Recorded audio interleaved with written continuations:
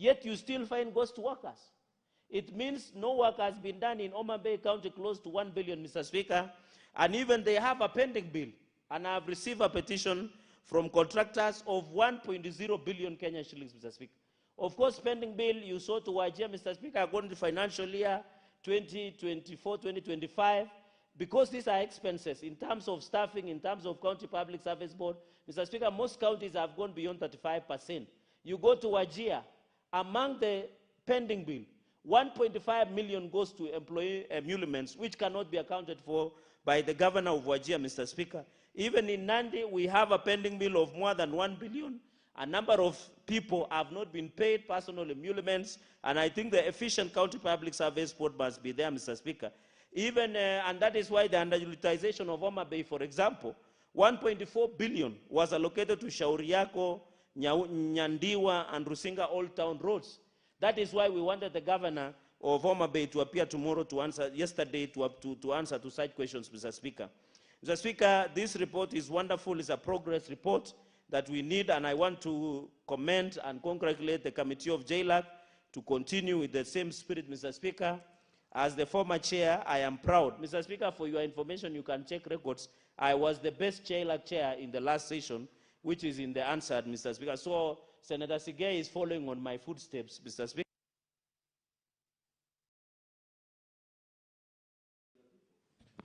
1 minute then, as you conclude.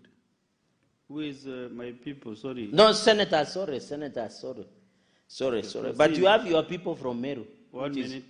Thank you, Mrs. So what I wanted to comment, and I'm happy the chair of County Public Accounts is here, the issue of wage bill and the County Public Service Board. The reason, Mr. Speaker, there are so many ghost workers is because of dysfunctional County Public Service Board and direct interference by the governors. For example, like Garissa, Mr. Speaker, I've given you an example of payment of 731 million of 321 ghost workers in Garissa County Executive, led by Governor Nadif Jama. So all these issues, Mr. Speaker, we must condense and ensure that we bring it. Mr. Speaker, with those many remarks is to congratulate the committee, and I want to support these reports and hope to see the legislative proposals, and will support at that point in time. I thank you, Mr. Speaker, sir. Very well, Senator Korir Joyce Chepkoech. Yeah, thank you very much, Honorable Speaker, for giving me this chance to also contribute on this very, very important amendment that has been brought forward by the Honorable MCA. I also want to thank the chair, able chair, who happens to be my senator, Honorable Wakili Sigei, who is also the chair, JLAC. I must commend him for the wonderful job that he's doing for this country and for the committee. And Honorable Speaker, by so saying, Honorable Speaker, I just want to say that our MCAs are undergoing a lot of challenges. Challenges, Honorable Speaker, that the public has high expectation and role confusion, Honorable Speaker, which has, Honorable Speaker, made these MCAs not to be able to do their role in terms of oversight and legislation properly, Honorable Speaker. Honorable Speaker, I want to say that a number of counties are facing a lot of challenges, which I want to believe that the amendments that are being brought forward by the members of the County Assembly, having served within the County Assembly, Honorable Speaker, I want to say that the MCAs are facing a lot of challenges. And the amendments that have been brought forward, Honorable Speaker, I must thank the committee because I believe they will be able to assist them and make sure that the county, the government act will be reviewed, Honorable Speaker, to be able to assist these honorable members in terms of their oversight role, Honorable Speaker. I'm saying this, Honorable Speaker, because we have a lot of challenges, and the members of the county assemblies have a lot of challenges. Challenges ranging from funding and resource constraints, which I want to say that despite the fact that the Senate is fighting day in, day out to make sure that the resources are sent to the county governments, Honorable Speaker, it becomes a challenge for the members of the county assembly to play their role because of the difference between the executive and the members of the county assembly, and also the high expectation that is coming from the members of the public, where they believe that the members of the county assemblies are also supposed to be playing the role of development, Honorable Speaker, which is becoming an issue because at some point, they have been fighting for the World Development Fund, just like CDF, but a number of them have never been given this opportunity, just because a number of governors feel uncomfortable equipping these members of the County Assembly with these resources, Honorable Speaker. So I want to say that indeed, there is a lot of challenges. I want to thank Honorable Senator Kachwang, and I want to say that at some point, he made some suggestion, which I always want to believe that this suggestion, if taken keenly and if they are looked into, I think it will solve some problems that we are facing in this country, Honorable Speaker. Because despite the fact that we are sending a lot of resources to the county government, Honorable Speaker, when you go to do the budgeting and you see the way they allocate these resources, Honorable Speaker, to development, you are shocked, Honorable Speaker, because most of the resources goes to regard, Honorable Speaker. And where you find again, within a number of county governments, they have a lot of pending bills, Honorable Speaker. They have a lot of white elephants projects that are within the various counties, Honorable Speaker, which has become a challenge, Honorable Speaker, because at the end of the day, the members of the public believe that development is only done by the national government, not bearing in mind that the devolution has been effected to make sure that the resources move closer to the people, Honorable Speaker. So I want to say it's still a challenge, and I want to thank this House, because if they are going to assist these members of the County Assembly, I remember when we were dealing with the issues of the Do That Gender in the Committee of Cohesion, Honorable Speaker, you find that a number of assemblies are facing a lot of challenges, ranging from budgeting, Honorable Speaker, to the oversight role itself, Honorable Speaker, because of a number of acts that needs to be rejected, Honorable Speaker. So I want to say that indeed, we've moved some steps in terms of embracing devolution, and the devolution has gone full circle. Honorable Speaker, as we speak right now, we have the governors who are senators, we have the senators who are members of parliament, we have the members of the county assemblies who are in the Senate, members of the county assemblies who are in the National Assembly.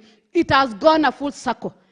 The only challenge that we have is relooking at the act itself, Honorable Speaker, where there is lapse, which makes these members of the county assembly not to be able to do their work diligently, Honorable Speaker. Honorable Speaker, you find at some point again, they are being intimidated with issues of, that is why you find most of the time we are handling the issues of impeachment in this House. It's just because of some acts which Honorable Speaker are not clear, which need to be relooked at, Honorable Speaker, to be able to equip these members of the county assembly and even the deputy governors to be able to play their role according to the act, Honorable Speaker. So I want to say that it's high time, Honorable Speaker, that we equip these members of the county assembly so that at the end of the day, they can be able to assist the senators when it comes to the oversight role, Honorable Speaker. Remember, they are the ones who are doing the budget within the county governments, Honorable Speaker. They are the ones who are supposed to assist in terms of oversight, despite the fact that the senators does their oversight role over the county government. The members of the county assemblies are supposed to be the first one because they are in the grassroots level. They are the one who are doing the itemized budget. They are the one who are in charge of this project. They are the one who can tell which projects have been done within the various wards, Honorable Speaker, and which has not been done, Honorable Speaker. Honorable Speaker, I want to say that indeed, this country is facing a lot of challenges, and to an extent that the resources or the taxpayers' money is not brutally used, Honorable Speaker. So if we are going to assist these members by making sure that the amendments that has been put forward by the Honorable Member, which I believe it has gone to the committee, and I believe it should still go back to the County Assemblies Forum, so that at least they can give us their views as by the county, because this is something that is affecting the 47 counties. We will be able to address this issue, Honorable Speaker, and we can make some progress, and we'll be able to put some governors to the throws, Honorable Speaker.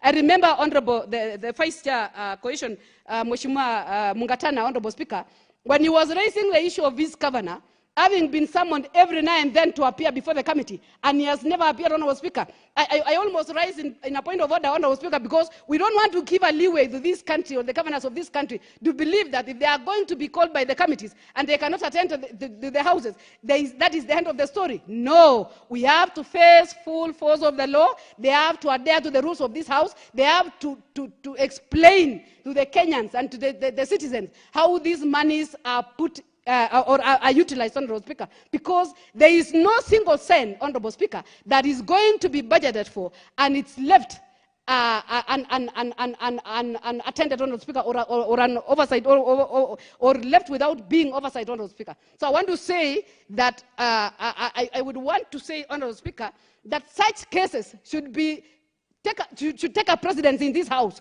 to make sure that some of the governors who have been summoned and have not appeared before this House, the next course of action takes effect, Honorable Speaker, because we need to show the Kenyans that we can prudently use the resources that we've been given. We can always make sure that the monies that we are requesting the Senate every now and then to make the increment, Honorable Speaker, is supposed to do what is entailed to do, Honorable Speaker. So I just want to say that I want to support the Committee on Chilak. I want to support the member of the County Assembly. I want to request this House that let's equip these members. Let's give them the opportunity to assist us in terms of oversight. Let's assist them to give us, to assist us in terms of legislation, so that at least at the end of the day, we can have a concerted effort in terms of making sure that this country is moving the right direction, Honorable Speaker. Otherwise, I support. Thank you. Thank you. Senator John Medhu was here to contribute. I can see his screen on my system. Senator Kajwang Moses. Mr. Speaker, thank you for this opportunity to make my comments on this report by the Justice and Legal Affairs Committee on the petition that was submitted to this House by the Honorable Isaiah Maina, a member of the County Assembly of Nandi. Mr. Speaker, I want to congratulate this gentleman for ensuring that he undertook his civic duty to talk to Parliament, to petition Parliament, which is a right available to all Kenyans. Any Kenyan, whoever you are, can petition Parliament on any matter. And Mr. Speaker, this Senate has treated very favorably petitions that have come from members of the public. This particular petition, I find it to be extremely interesting and timely. Mr. Speaker, I believe that even if we didn't have a petition, this House should proactively address some of the statutes that pertain to devolution. It is now more than 10 years. And after 10 years, it is important to carry out a legislative impact assessment. I know that the Devolution Committee had started doing so. And I know that in the last Parliament, towards the end, I chaired the Devolution Committee, and we had a work plan where we said we needed to look at the County Governments Act, look at the Public Finance Management Act and the regulations that pertain to county governments, look at the Public Procurement and Disposal of Assets Act and the regulations that pertain to county governments, look at the NCIC Act on the provisions of ethnicity in county governments, look at the various regulations and circulars that we have issued pertaining to county governments. Mr. Speaker, recently I was dealing with a county that had challenges in ensuring that the ceilings that the Senate had given with respect to expenditure on premises or residences of speakers was concerned. Mr. Speaker, about 4 or 5 years ago, we gave a ceiling of about, I think, 35 million for speakers' residences, 40 million for deputy governors' residences, and 45 million for governors' residences. The reality is that inflation has rendered those ceilings untenable. And Mr. Speaker, we need to come back and look at some of these ceilings that we set up for residences, for headquarters, and I think it's a conversation that should fully occupy the Devolution Committee, because that is when we'll be doing justice to county governments. Mr. Speaker, I also take note that in this report, the committee has indicated that they got feedback from very important stakeholders. The Council of Governors, they got feedback from the County Assemblies Forum, and they got feedback from the Kenya Law Reform Commission, as well as the Office of the Attorney General. Mr. Speaker, let me talk about the County Assemblies Forum. County assemblies have got legislative power, just like the Senate has legislative power. County assemblies have got oversight powers, just like the Senate has oversight powers. In fact, Mr. Speaker, the power that the Senate has to summon any person is a power that is available to our county assemblies. And that is why I believe that we must have a conversation with the county assemblies. We must strengthen the county assemblies forum. We have had some problems with them from an accountability perspective. For example, initially, each county assembly would contribute something like 5 million Kenya shillings every year to go to support the operations of CAF. That brings it to more than 200 million shillings a year. Mr. Speaker, the problem we have had is that that amount is not audited. There is no oversight on it. The conversation we have been having with county assemblies is that if they could petition Parliament, because there's some legislative proposal that is before the National Assembly, this House has already processed it. But we don't know whether it will see the light of day, because even in the last Parliament, a similar proposal was not concluded. If they could petition Parliament in the interim, it would be possible for us to advise County Assemblies Forum and the Society of Clerks at the Table, another body called SOCAT, that it would be okay for member assemblies to contribute, provided that those contributions can be audited by the Office of the Auditor General. That has been the missing link. But if we could build the capacity of the County Assemblies Forum and the clerks who serve in the county assemblies, Mr. Speaker, I believe that the quality of legislation would improve, and I believe that they would have the necessary competence and capacity to petition Senate to amend national legislation.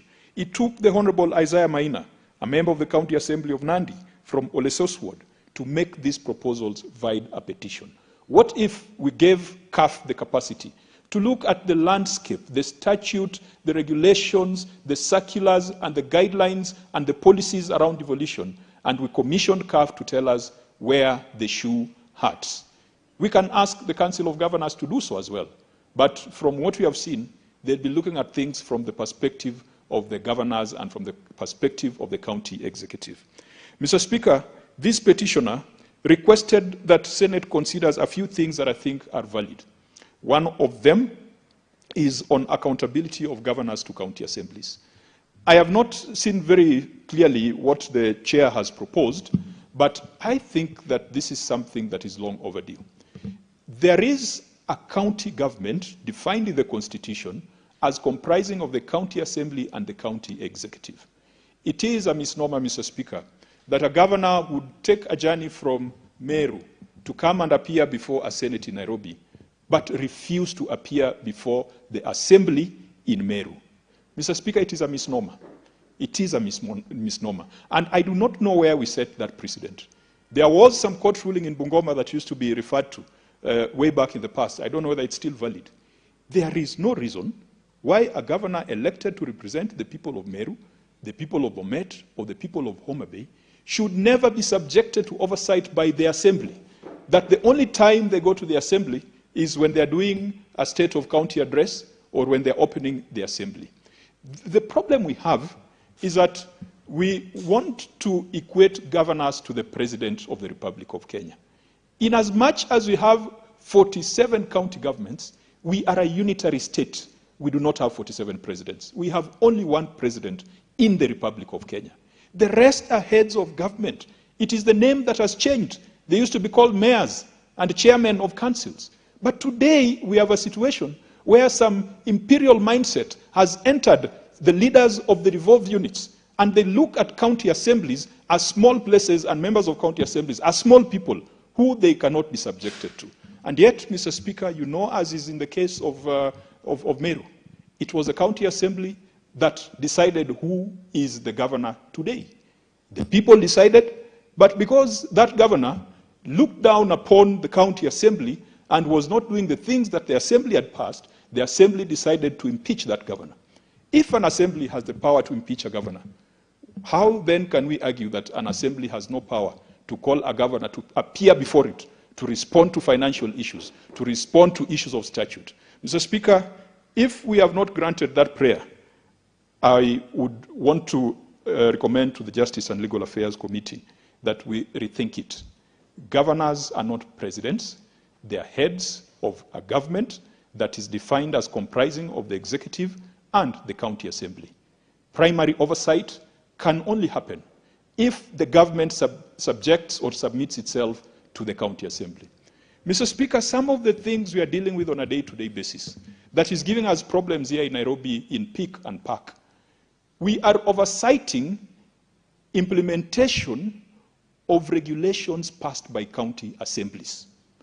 most of the funds that my brother Senator Osotsi deals with are funds established by regulations of county assemblies. So Osotsi has to sit with the regulation of the county assembly and ask the governor why the governor is not complying with a law passed by the county assembly. That question, that discussion should be held at the county assembly. And Mr. Speaker, we have seen cases of a few county assemblies that are doing an excellent job. Kakamega County, for example, appeared before us, and they told us that they had already considered and processed the report of the Auditor General for the county executive and for the county assembly of Kakamega. We were happy. We didn't even have to waste time to do another interrogation. We adopted the report of the county assembly and said that we are going to make sure that the recommendations are implemented. Another county assembly that did so was Makueni. And so, Mr. Speaker, in as much as there's this cynicism that county assemblies might not have capacity, we are seeing that capacity progressively coming in. And a county assembly is not just as good as the members. A county assembly is as good as a secretariat that supports them. And so, Mr. Speaker, I do pray that we could reconsider this matter of accountability to county assembly and the proposed amendment to Section 33A of the County Governments Act. Mr. Speaker, Section 32(3) of the County Governments Act talks about assigning the deputy governor executive portfolios. Mr. Speaker, I believe that if I was a governor, I would make my deputy a substantive CEC. Because otherwise, if you're a governor who's a workaholic, who's in the office Monday to Friday, 8 a.m. to 8 p.m., what then does your deputy governor do? Do they just sit there and wait for you to die and wait for you to be impeached so that they can take over? In fact, they can be so idle that they can start cooking up schemes to have you impeached. I believe that a deputy governor, instead of just sitting there as a flower boy or a flower girl, should have a substantive responsibility within the county. Should we define what it ought to be? Perhaps not, because it should be left to the governor, and it should be left to the professional strength and competency of the deputy governor to have a substantive role. But I see no reason why a deputy governor should be sitting in a county executive committee, sitting there just to read newspapers and to praise the governor or to pray for the governor to be impeached so that they can take over.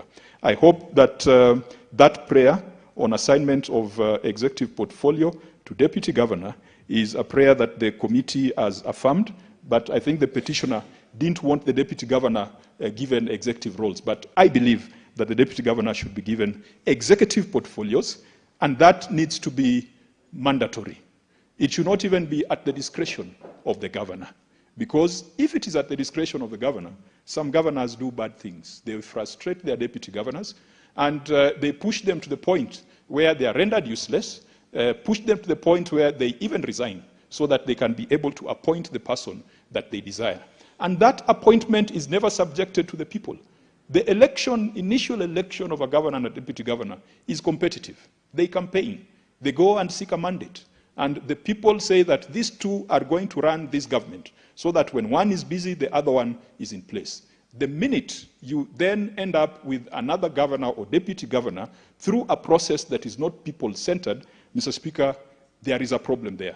And it's something that we must think through, because even at the national level, the same situation persists. People went into an election, elected a president and a deputy, but today the players have changed. They have not changed through universal suffrage. They have changed through elite consensus. It is a risk to democratic processes. Mr. Speaker, another prayer by the petitioner was on the issue of leave and absence. Mr. Speaker, I think this is important. And I see the committee as given the argument that governors and CCs are state officers and therefore should not be regulated in the manner of public officers. But this is a loophole that has been abused. In West Pokot, in the last parliament, Mr. Speaker, this Senate was called upon several times to advise the county government of West Pokot on the prolonged absence of the deputy governor. The deputy governor for 5 years was absent. And Mr. Speaker, on one hand, I think the governor was happy that the deputy governor was absent, but the people were unhappy because they were paying salaries to an absentee.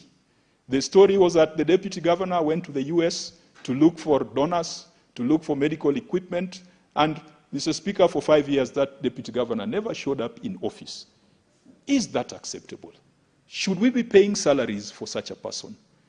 Is that even consistent with the principles and values in the Constitution? Mr. Speaker, Nakuru, just recently, the governor went on maternity leave. And it was very difficult to deal with it, Mr. Speaker, because there was an appointment with the Public Accounts Committee. And the governor wrote that she has gone on maternity leave. What do? Do you ask for doctor's records? Do you ask for evidence of pregnancy? Do you ask for evidence of a child? And Mr. Speaker, I can honestly tell the House that we took it as true that the governor was on maternity leave. I don't know, maybe a male governor will tell us one day when he's supposed to come before PAC that he's on paternity leave. And it will be very difficult to challenge it. And I don't know how long a paternity leave is, because the Governor Moranga, Mr. Speaker, recently wrote that he had a small accident, so his foot was injured, so he's taking medical leave for the duration of the audit period. And so he has handed over power to the deputy governor. Mr. Speaker, this is what these governors are going to do. Because in this phase, they have realized that the Senate is not shaking. The Senate is not being cowed, is not succumbing to their illegal demands. What they will do, because the law then does not treat them as state officers, not subject to the regulations of public officers, what if the governor of Tana River, and I listened to the statement by Senator Mungatana, what if the governor of Tana River decided that he has caught malaria or sesefly, or Nagana caused by sesefly, which I believe is in Tana, and that from January to 31st of March, when he's needed before the committee, is on medical leave. And so it's his deputy that can come. How do we deal with that kind of situation? Mr. Speaker, I think even though governors and CCs are state officers, there must be certain regulations to compel them to be in office, to compel them to attend to important public functions. We know governors who, before the war, were spending more time in Dubai than in their counties. We know governors who are always seen in Nairobi at Serena Hotel instead of the counties that they represent. They only go to the counties when there is an exchequer release. They go, they have a cabinet meeting, they sign up, they come back to Nairobi. We know governors who are always lindering ground somewhere, lindering mwananchi somewhere. They spend out of 7 days, 6 days out of the county. Only 1 day in the county, just to come and sign and to make authorizations. Mr. Speaker, we need to regulate it. I believe that it is a matter that is ripe for consideration and ripe for regulation, and we should move away from this argument that these people are small presidents, and therefore what happens to the presidency at the national level is what should happen to them at the county level.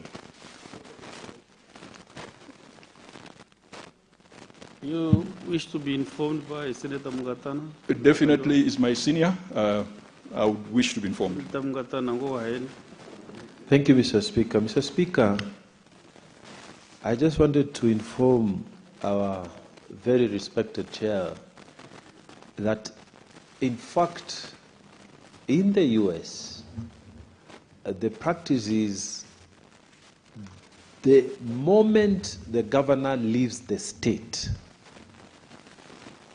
the alternate governor, they call him the lieutenant governor, they don't call him deputy, they call him the lieutenant governor, would take over.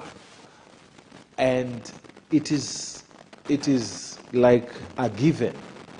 In our counties, Mr. Speaker, like the way Chairman was saying, these people come and live here in Nairobi, or Mombasa, or Dubai before the war started. Yet in America, even when you leave the boundaries of your state, you have to write a letter so that executive decisions are taken. So, yes, this practice must be encouraged, Mr. Speaker. If we are following the system of democracy where we have borrowed heavily under the 2010 Constitution, then let's do it all the way to governors. I thank you, Mr. Speaker. Senator Kajwang. Yeah, thank you, Mr. Speaker, and thank you, Senator Mungatana, for that very important information. And I hope we can put it in law, or put it in regulation, or put it in certain procedures and policies. Because there's a time, the joke was that every day at 6 p.m., the governor of Mombasa and the governor of Kilifi would bypass each other at the bridge. Because the governor of Mombasa would be going to Vipingo, and the governor of Kilifi would be coming to Nyali. So, and it was a daily occurrence. So I hope we can have some regulations to ensure that people take their work a bit seriously. I think finally, Mr. Speaker, of the many good proposals that the petitioner had presented, a clear merit-based process for sourcing, shortlisting, nomination, and appointment of CCs. Mr. Speaker, this one we should also consider. We have seen round pegs in square holes. You find a CC for finance coming before my committee. His background perhaps is international relations, and there's absolutely nothing wrong with studying international relations. It's a very important course. But it is not very relevant to issues of PFM, issues of public sector accounting standards, issues of international public sector accounting standards, IPSAS. Mr. Speaker, I have never seen a situation where an attorney general is a doctor. The attorney general must be an advocate, a member of the legal profession. And so it follows that if you are going to be CC for health, then you need to have a health background and some health competence. We can't just say that these are state officers. In fact, Mr. Speaker, even for chief officers, I have seen a chief officer who is an ECD teacher responsible for finance, has absolutely no idea when it comes to financial matters. And that is why they end up getting embarrassed when they come before my committee. Because perhaps you're a livestock technician, you have been made chief officer because you're a relative of the governor. And then you come there, I ask you questions about accrual accounting and cash basis accounting, then you start fumbling, and then you go and say that the Senate is embarrassing people.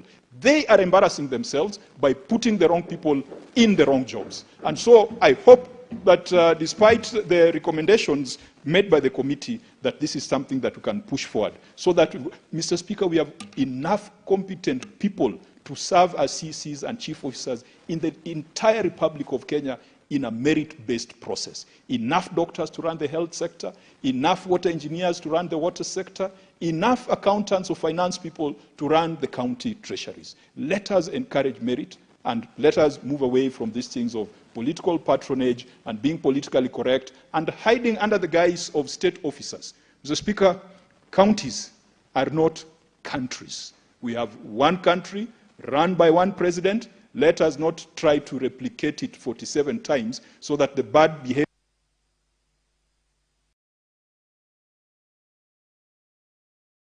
Chair Sipak, 1 minute to conclude his submission. Mr. Speaker, thank you for your kindness. I just want us to, as a House, again, just after the Justice Committee is done with this petition, that the Devolution Committee could finish the job of doing a legislative impact assessment on the various statutes and regulations pertaining to the devolved space, and Mr. Speaker, to encourage the county assemblies that this Senate would look at them with favor if they petition us to find a framework to allow the financing of the County Assemblies Forum, because in this public participation, we can see the value the County Assemblies Forum can add when it comes to national legislation. Thank you, Mr. Speaker. I support. Very well. Honorable Senators, from my dashboard, there is no other senator willing to contribute to this motion. Therefore, I request the mover to reply. Chair Jailak, Senator Ilali. Mr. Speaker, I want to thank you and thank the following colleagues who've taken time to contribute to this very important motion. Senator Mungatana, Senator Cherargei, Senator Joyce Korir, and finally, Senator Moses Kajwang. Mr. Speaker, in very quick reply to 3 or 4 of the comments that came up, Mr. Speaker, number 1 is that indeed Honorable Maina, the member of County Assembly who brought this petition, is one such very critical members of our respective county assemblies for having taken time to, in fact, just even read the County Governments Act to understand the provisions and understand that as a representative of the people, he has got a role which he needs to do as he's done in this particular case. And therefore, as a chairperson of committee, I want to applaud him for exercising the constitutional right under Article 119 of the Constitution to bring the petition before this House. Senator Mungatana, Mr. Speaker, spoke and proposed that the agreement by the committee as regards the membership, or rather the timeline within which a member or the chair, the governor as well as the deputy governor in an office of the county government ought to be treated in law as when he or she is absent.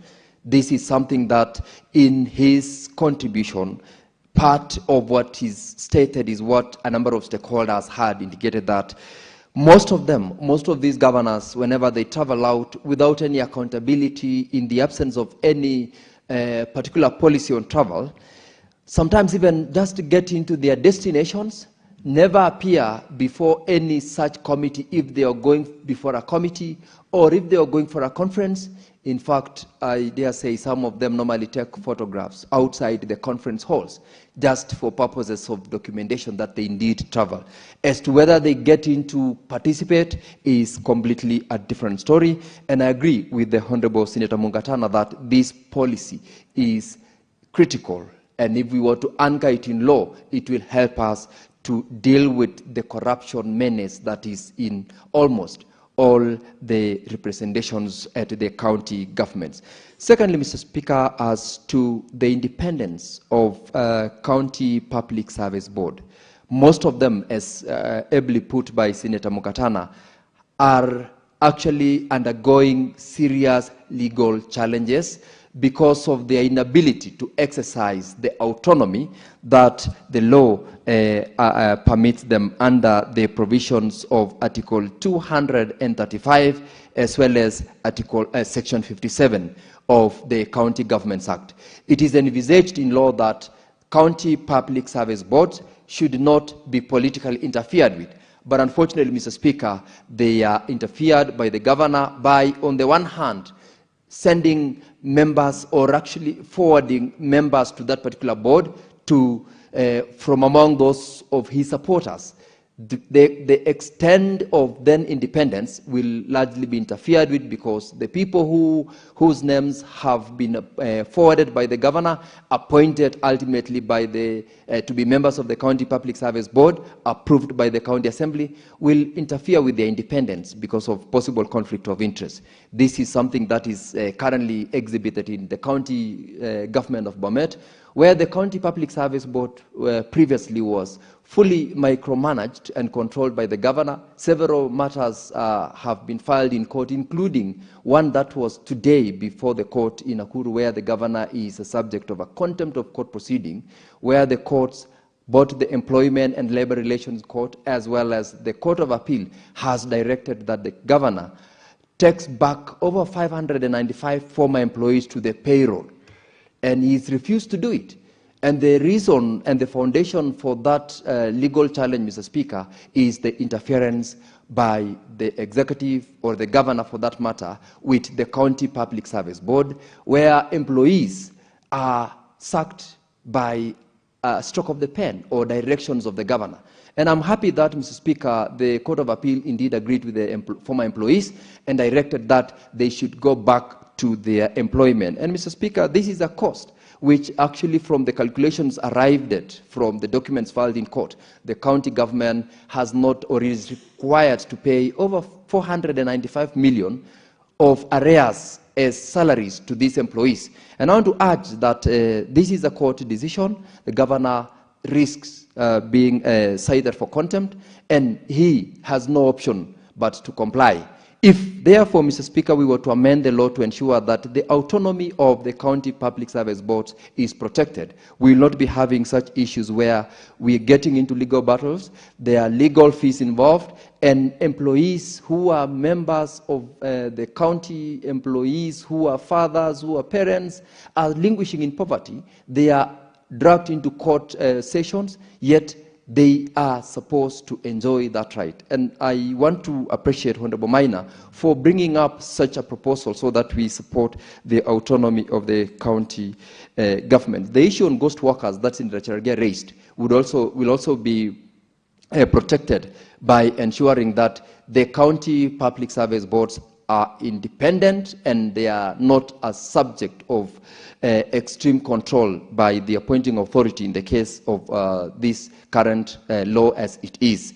Senator Joyce Korir appreciates the fact that the operational autonomy of county assemblies is affected by the political patronage by those who are running county governments, that is the governor who is in law able to send names for approval and sit in the county assembly. And lastly, Senator Kajwang, the legislation impact assessment is actually supposed to have been done. We have had the Constitution of Kenya over now 15 years. A period of 10 years ordinarily sufficient for an institution like the Senate to run through an impact assessment so that if there are laws that ought to be amended, it is ripe for them to be amended. And this is something that under the recommendation in this report by JLAC, recommendation F, we have invited this Honorable House to permit and recommend to JLAC to make sure that additional proposals that would come from members as addition to the ones by Honorable Maina proposed, those which were agreed upon by the committee, and those which have now been pushed by members, including the one I've just said, on the amendment of section 33, which is ordinarily required to give the county governments a standard, I would say, a standard procedure of appointing, identifying, and also largely approving nominated members to sit in the county as county executive committee members. That is a welcome proposal, and Senator Kajwang, we definitely as a committee will take that one up, and once this motion is approved, we will make a legislative proposal to accommodate a requirement that gives a standard and uniform mode of nominating members of the CEC of counties. However, the position that the committee had taken is that because of the diversification in our various counties, the standard for nomination is acceptable in law. But as to the numbers and the structure of our various county governments, let that be left out to the decision of the governors, because our counties are different in terms of size, in terms of population, and in terms of the kind of departments that they can create. Secondly, and this is one of the issues with regard to the position of the deputy governor, it's true that the committee indeed recognized that this DG is supposed to be left as a joint ticket that brought him or her into office with the governor, but at the same time, they should be given an opportunity to have some executive role that will keep them to be able to run and be engaged almost throughout in the office of the DG. And the committee definitely welcomes that, which will give the county governor, in this case, the mandate to still have him as his substantive, I would call assistant, but at the same time, have an entitlement to also give him the discretion to a department which will give the member or the deputy governor a role within the county government.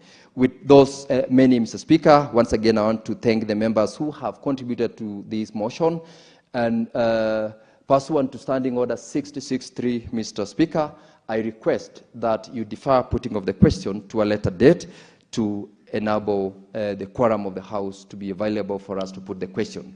I thank you, and I thank the members who have supported this, as well as those proposals which we have been given. We accept to run them on proposals. Thank you, Mr. Speaker. Thank you, Chair. The putting of the question is deferred to next sitting. Now, Senators, I want to reorganize the order of business. we defined as 13 to 21, and then we go to order number 22. This is the motion by the Senator for Murang'a County, Senator Joe Nyutu.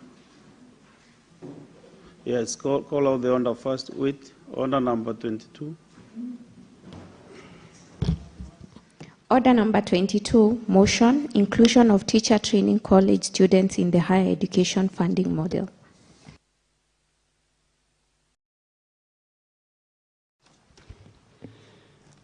Thank you, Mr. Speaker. I beg to move this motion that says, or about the inclusion of teacher training college students in the higher education funding model, Mr. Speaker. Aware that the Constitution of Kenya under Article 43(1)(f) guarantees every citizen the right to education, and Article 53(1)(b) provides that basic education is free and compulsory. Further, aware that the government of Kenya launched the new education funding model in 2023, primarily targeting university and tertiary and vocational education and training TVET students, leaving a significant gap in the financial support for students in diploma and certificate teacher training colleges, TTCs. Concerned that students enrolled in public teacher training colleges are discriminated against and not expressly and fully provided for under the prevailing higher education financing framework, thereby limiting or excluding their access to structured government support for tuition and accommodation. Cognizant that the transition to the competency-based curriculum, CBC, requires a highly skilled teaching workforce, and that the financial burden on teacher trainees, many of whom come from marginalized backgrounds, threatens the sustainability of the teacher supply chain. Now, therefore, Mr. Speaker, the Senate urges the Ministry of Education, in conjunction with the Higher Education Loans Board, HELB, and the Universities Fund, UF, to one, formally integrate teacher training college students into the new funding model to ensure equity, quality, and inclusivity in the education sector, and two, develops regulations and guidelines to define the eligibility criteria for teacher training college students, covering tuition and reasonable accommodation and upkeep costs. Mr. Speaker, as the motion clearly states, we have had problems with teacher training colleges over time because they have not been included in the regulations governing access of funds from either HELB, that is Higher Education Loans Board, or University Fund, Mr. Speaker, that is UF. And Mr. Speaker, this also being tertiary education, we have identified that there is a gap, that the others, in fact, including students in technical training institutes, are able to access funding by government, Mr. Speaker, sometimes sponsorship, and even loans by Higher Education Loans Board. Mr. Speaker, we are elected, or we come to this house, elected by the people, especially elected, to come and when we identify the gaps, to look at what we can be able to do to be able to seal such gaps, Mr. Speaker. We have had very many students of these particular teacher training colleges dropping out of college for lack of fees. So if the ministry would include them in their model of funding, Mr. Speaker, we would eliminate most of the problems that we have with these students.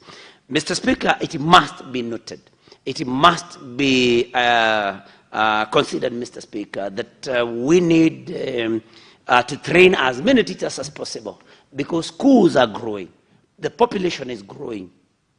And with this, with the new, education curriculum, Mr. Speaker, curriculum-based, competency-based education, we need to train teachers even more. Sometimes, even as we talk of retooling, we may need, maybe in future, to have teachers maybe go back to college, Mr. Speaker, and finances will be needed for this. And because we have a very good, we already have a system. It may have its challenges, Mr. Speaker, because I know that we have challenges with the the new university funding model, which I do not want to discuss because it's not exactly the subject matter of this motion. But because we have that particular model, we have that particular facility, and we also have university fund, Mr. Speaker, it's important that we onboard teacher training colleges into this particular program so that they can also benefit. In any case, Mr. Speaker, the more we train teachers, the more we are sure that our schools will be better staffed tomorrow. And Mr. Speaker, with the government boasting of employing, I don't know how many teachers since it came to power, of course, there are many questions as to how many have been employed on permanent and pensionable basis. But Mr. Speaker, when we have trained teachers, employed by the government or not, then we have a good pool of professionals who can be called upon anytime to come and serve in our schools. Mr. Speaker, for that reason, we need to empower these students so that the burden, especially with this biting economy, that the burden of parents may be eased through this particular kind of funding, Mr. Speaker. And because this is a self-explanatory motion, Mr. Speaker, I think I do not need to gainsay about it, because I don't want to believe or think that any legislator in this or the lower house could go against the intent and the motive of this particular motion. And Mr. Speaker, I beg to move, even as I call upon my very good friend, my desk mate, Honorable Senator Joyce Correll, to second this motion. Thank you, Mr. Speaker. I beg to move. Senator Joyce Correll. Yeah, thank you very much, Honorable Speaker, for giving me this chance to also second this motion by my desk mate, Senator Nyuthu. Honorable Speaker, I just want to say that indeed our teachers have been undergoing through a lot of challenges, Honorable Speaker. Bearing in mind, Honorable Speaker, that this government have been trying as much as possible to make sure that they employ the highest number of teachers since the independence of this country, Honorable Speaker. Honorable Speaker, I want to say that, Honorable Speaker, as we speak now, the TSC or the ministry has been able to try as much as possible to make sure that they have employed over 100,000 teachers across the country. And not only that, Honorable Speaker, we still have another 16,000 that are coming in, Honorable Speaker. Despite the fact that now the government is trying to observe these teachers, Honorable Speaker, I want to say that we still have a lot of challenges. One of the challenges is the counterfunding or the tuition fee that is supposed to be also, that they're also supposed to enjoy, just like other students in this country, Honorable Speaker. And the motion that has been brought forward by the Honorable Senator Nyuthu, Honorable Speaker, is seeking the ministry, that is the Ministry of Education, to make sure that teachers of this country also enjoy these funding, Honorable Speaker. I want to say, Honorable Speaker, that indeed they deserve to be given these funds, Honorable Speaker, because education is the basic need, is the beginning of the knowledge. This is where, this is one of the key components when it comes to development of a country, Honorable Speaker. Education, Honorable Speaker, is what matters most, Honorable Speaker. So if our teachers cannot be given these resources, Honorable Speaker, I want to say they are undergoing through a lot, Honorable Speaker. So I want to say, Honorable Speaker, that indeed I want to support that these teachers, Honorable Speaker, be given this tuition, and also the ministry should come out with the criteria of covering this tuition fee, Honorable Speaker. They have already done a number of them. I remember they did recently the one for the TVET. They've been doing, I can say it has, they have done across, Honorable Speaker. But for the teachers, I think it has been lacking behind, Honorable Speaker. And I want to say that it is high time that the Committee on Education assist us in terms of making sure that this motion is put or implemented to the letter by making sure that the guidelines or the criteria that is going to be used in terms of making sure that these students are eligible to this tuition fee is adhered to, Honorable Speaker. So I just want to say that it's a high time that the Ministry of Education look into this, make sure that they assist us in terms of making sure that these students are also given this tuition fee. I will also challenge the committee, say that during this budget making process, they make sure that they include in their budget, Honorable Speaker. Otherwise, I beg to support. Thank you.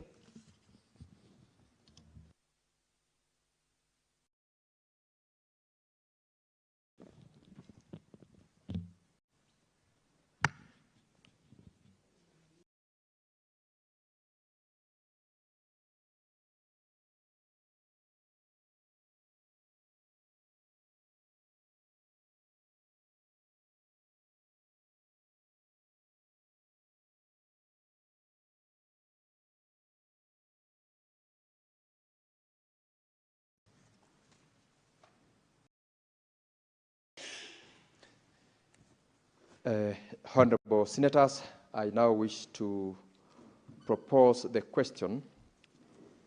Aware that the Constitution of Kenya under Article 43, Sub-Article 1F guarantees every citizen the right to education, and Article 53, Sub-Article 1B provides that basic education is free and compulsory. Further, aware that the government of Kenya launched the new education funding model in 2023, primarily targeting university and tertiary and vocational education and training TVET students, leaving a significant gap in the financial support for students in diploma and certificate teacher training colleges, TTCs. Concerned that students enrolled in public teacher training college are discriminated against and not expressly and fully provided for under the prevailing higher education financing framework, thereby limiting or excluding their access to structured government support for tuition and accommodation. Cognizant that the transition to the competence-based curriculum, CBC, requires a highly skilled teaching workforce, and that the financial burden on teacher trainees, many of whom come from marginalized backgrounds, threatens the sustainability of the teacher supply chain. Now, therefore, the Senate urges the Ministry of Education, in conjunction with the Higher Education Loans Board and the Universities Fund, to 1, formally integrate teacher training college and student into the new funding model to ensure equity, quality, and inclusivity in the education sector, and 2, develops regulations and guidelines to define the eligibility criteria for teacher training college students, covering tuition and reasonable accommodation and upkeep costs. Now, Honorable Senators, having put the question, the motion is available for debate, and I will invite Senator Kiprono Chemitei to make his contribution.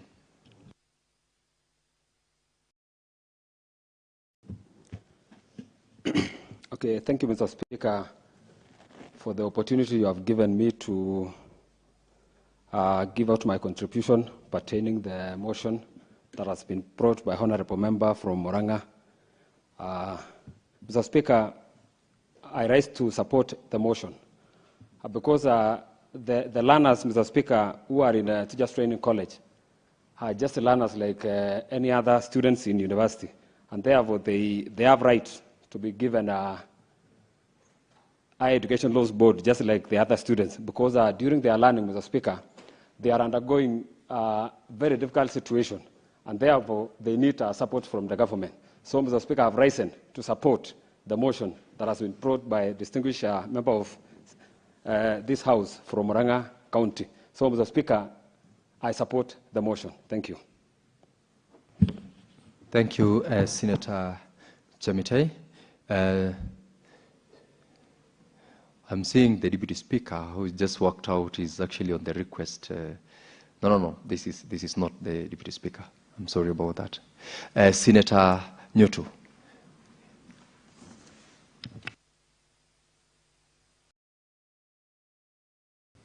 Mr. Speaker, sir, pursuant to Standing Order 110.1, I request that the debate on the motion on the inclusion of the teacher training college students in the higher education funding model be adjourned to allow senators to contribute to it in the next sitting. Mr. Speaker, I thank you.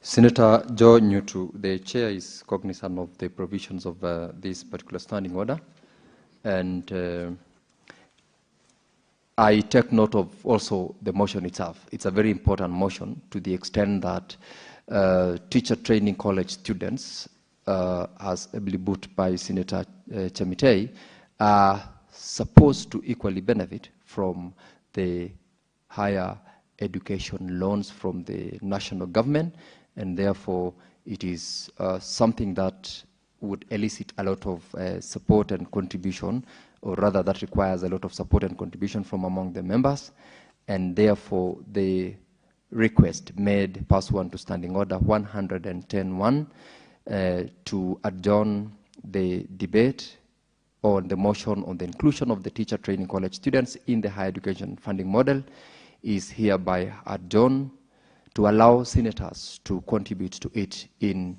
the next sitting. Secondly, honorable members, clerk.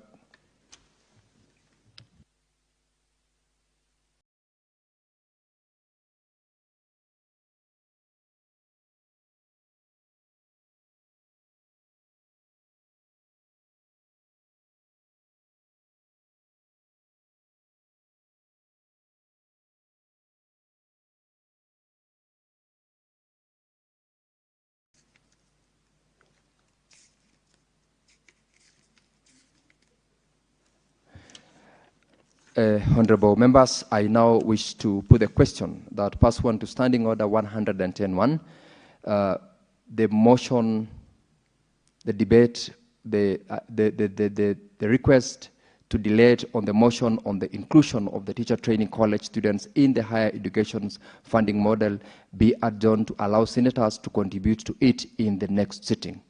Now, will as many as of that opinion say aye? Will as many as of a contrary opinion say nay?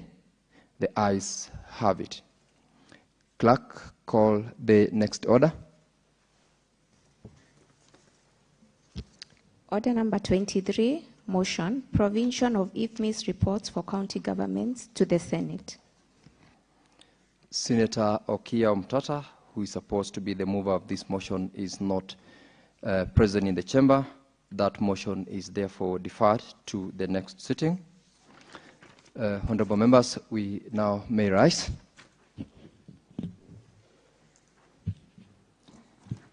Honorable senators, there being no other business on the order paper, the Senate stands adjourned until Tuesday, the 24th of March, 2026 at 2:30 p.m.